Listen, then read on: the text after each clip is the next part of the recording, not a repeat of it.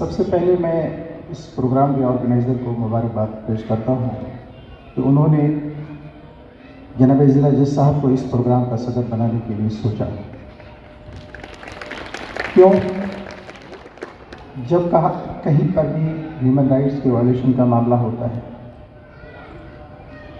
हमारी fundamental right के violation का मामला होता है, हमारी ड्यूटीज़ एंड ऑब्लिगेशंस का मामला होता है, जब हम हर जगह से फेल होते हैं तो हम अदालत के दरवाजे को खटखटाना पसंद करते हैं। और ज़िला अदालत के सदर के तौर पर हमारे ज़िला जज साहब हम सब रहबर के तौर पर, गार्जियन के तौर पर हमारी रहनुमाई करते हैं और आपके और हमारे हकूक़ की भी हिफाजत करते हैं। तो इसके लिए खुसूसी मैं मुबारकबाद पेश करता हूँ। दूसरी अहम बात यह कि ह्यूमन राइट यानी मानवाधिकार, इंसानी हकूक़ का जो मौजू है वो बहुत वाइड है, बहुत वसी है, बहुत गहरा मौजू है। इसके लिए हफ्तों इस पर गुफ्तगू हो सकती है, इस पर बहस हो सकती है और ये समझा जा सकता है कि ह्यूमन राइट्स हमारे क्या हैं। जो 10 दिसंबर से लेकर के 20 दिसंबर तक ह्यूमन राइट वीक या अशरा मनाने की बात कही जा रही है, इसका बैकग्राउंड ये है कि 10 दिसंबर 1948 को universal declaration of human rights एक कॉन्वेनेंट एडॉप्ट किया गया था, जिसमें इंसानों को के बारे में बताया गया था कि इंसान आज़ाद पैदा हुआ है। Human rights are nothing but natural rights. एक फितरी हुकूक है आपके। एक बच्चा जन्म लेता है, जन्म लेने के बाद वो मूवमेंट शुरू करता है, जब उसके बदन में थोड़ा ताकत आ जाती है तो राइट टू मूव करना, right to live and right to speak, freedom of speech and expression, ये आपके फंडामेंटल राइट्स हैं। आपको बोलने की आज़ादी है, आपको लिखने की आज़ादी है, आपको कहीं जाने की आज़ादी है, एसोसिएशन बनाने की आज़ादी है। लेकिन आज़ादी का ये मतलब नहीं है कि उसकी कोई लिमिटेशन नहीं है, उसके लिए रिस्ट्रिक्शंस इम्पोज किए जाते हैं। और ये राइट्स, अभी किसी स्पीकर ने बताया कि कुरान पाक में 2 तरह के राइट्स बताए गए हैं। पहले स्टेट नेशनहुड का कोई कंसेप्ट ही नहीं था। बेसिकली एक कॉन्ट्रैक्ट था लोगों के बीच में कि हम एक ऑर्गेनाइज, एक पॉलिटिकल यूनिट, एक फिजिकल यूनिट बनाएंगे जिसको हम स्टेट या कंट्री का नाम देंगे। सवाल ये था कि कंट्री रन कैसे करेगा। इसके लिए इंटरनेशनल लेवल पर लीग ऑफ नेशंस बने, यूनाइटेड नेशंस बना, फिर बहुत सारे कॉन्फ्रेंसेस हुई जिसमें ये बताया गया कि इंसानों को ऑर्गेनाइज वे में रहने के लिए कुछ राइट्स और उसके कुछ ड्यूटीज़ भी बताए गए।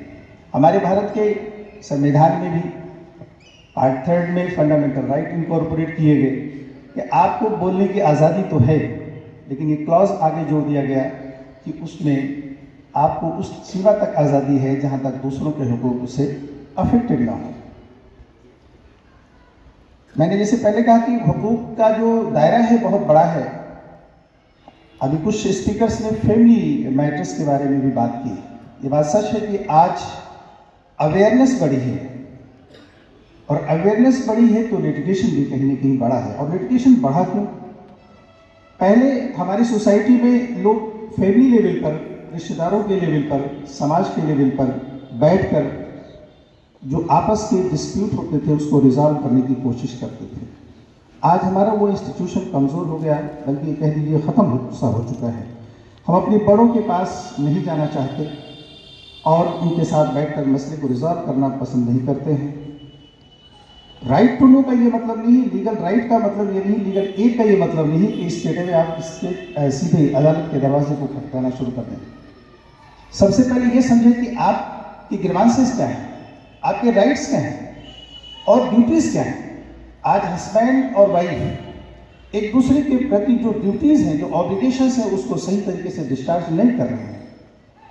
हमें ये लगता है कि एक औरत जो हमारे घर के अंदर है वो हमारे घर के अंदर बंद रहकर के कैदी के हैसियत से है। नहीं, उसके भी राइट्स हैं कि वो बाजार तक वो भी जाए, उसके भी राइट है कि एजुकेशन वो भी हासिल करे, उसके भी राइट है कि उसको मेंटेन किया जाए, उसको दवा दिलाई जाए, उसकी बात को सुना भी जाए।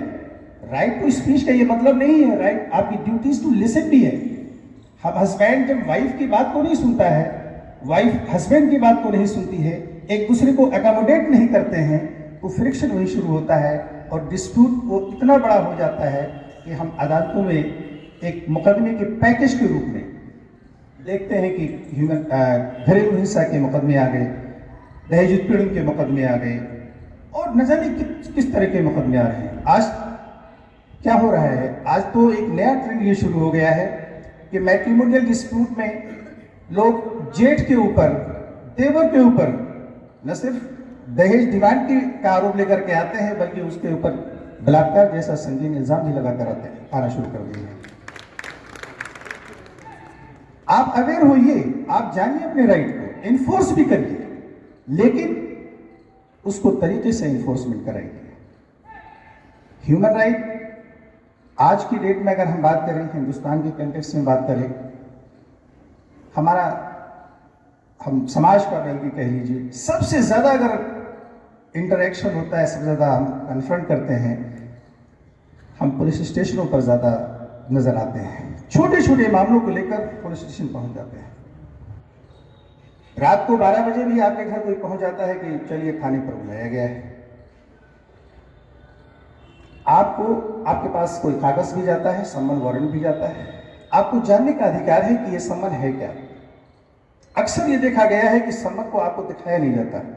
प्रैक्टिकली जो देखा गया, आप जो आपके पास सम्मन लेकर आओ, उससे पूछिए कि यह सम्मन है किस बात का, क्या है इसमें, मैटर क्या है।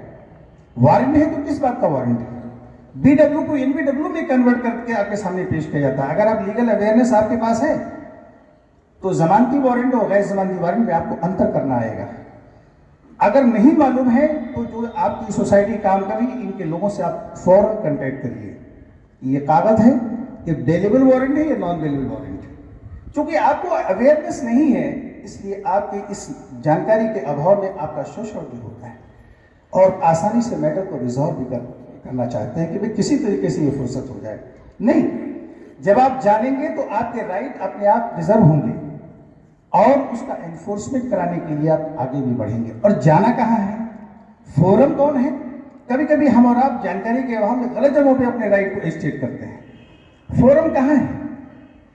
मैटर्स कुछ ऐसे हैं जो मीडिएशन से रिजॉल्व हो सकते हैं। पर अगर आप रिजॉल्व करा लेते हैं तो आपकी कोर्ट फीस जो जमा हुई है वो भी आपको रिटर्न हो जाएगी और आपस में रिश्ते भी खुशगवार बने रहेंगे।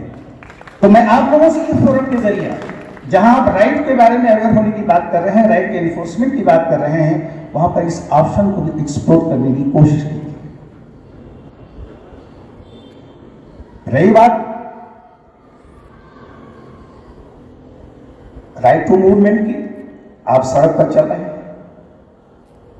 बिल्कुल आपको चलने का पूरा राइट है, लेकिन रिस्ट्रिक्शन क्या है कि स्पीड को रिस्ट्रिक्ट करना होगा, आपको अपनी साइड में चलना होगा। कई बार लोग सड़कों पे झगड़ा शुरू कर देते हैं, तुम्हें चलाने का तरीका नहीं, तुम्हें चलाने का तरीका नहीं। रिजल्ट क्या होता है, एक छोटा सा झगड़ा बड़ी शक्ल लेता है, मर्डर तक भी हो जाते हैं स्पॉट पे। इस बारे में भी जानिए कि आपको सड़क पर चलना है तो कैसे चलना है, सामने वाले के राइट्स को हम कहीं वायलेट तो नहीं कर रहे हैं। जरा सा स्पेस होता है, मोटरसाइकिल का आदमी दो बसों के बीच में से गुजर जाता है, अगर जरा सा उसको धक्का लग गया तो उसकी जान को भी खतरा हो जाता है।